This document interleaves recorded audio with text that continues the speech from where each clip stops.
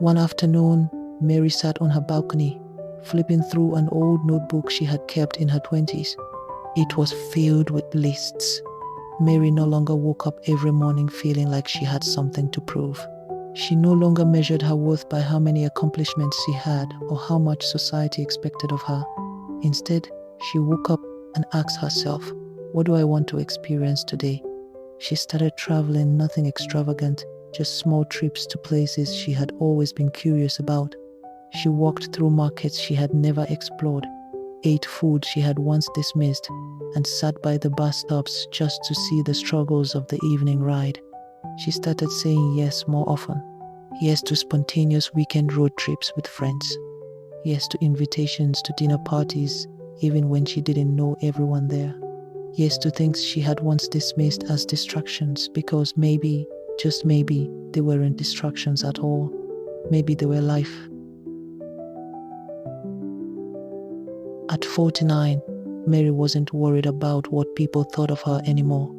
She wasn't worried about whether she had followed the right path, because in the end, it was her path. And the most beautiful part, she still had so much more to look forward to. The morning of Mary's 50th birthday was unlike any other. For years, birthdays had been a reminder of everything she hadn't achieved: marriage, children, the perfect career. She had spent too much time focusing on what was missing rather than what was present. But this year was different. She stood in front of her mirror, looking at herself carefully. There were fine lines around her eyes, strands of silver in her once jet black hair, and a softness in her face that hadn't been there before. But she didn't feel old. She felt alive. For the first time in years, she had decided to throw herself a birthday party. Nothing extravagant, just a gathering of the people who had come to matter most in her life. Her sister Bibi was the first to arrive, carrying a cake and a mischievous grin. "You're finally celebrating yourself, eh?" Bibi teased, hugging her tightly. "It's about time," Mary admitted. Her friends from work, her book club members, a few neighbors, and of course Daniel, all trickled in. As she moved through the crowd, laughing, hugging, and soaking in the warmth of the moment, Mary realized something incredible.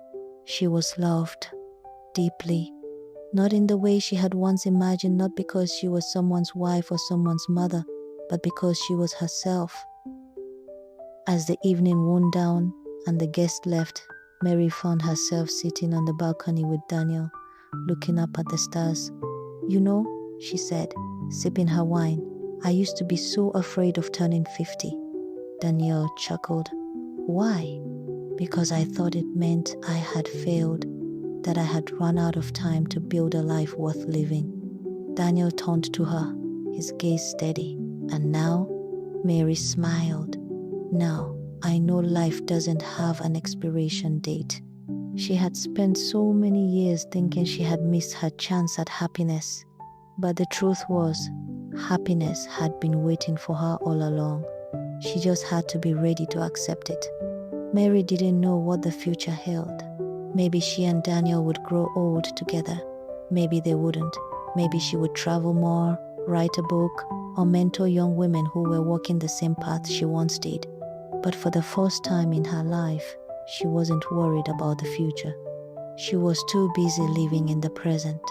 And that, more than anything, was enough. Mary's story is one of resilience, self-discovery, and learning that life doesn't always go as planned, but that doesn't mean it can't be beautiful. For more inspiring and thought-provoking stories like this, subscribe to Eva's Media. Next on Sane Channel, Something About Helen. We'll delve into the life of Helen Campson, her challenges and how she overcame,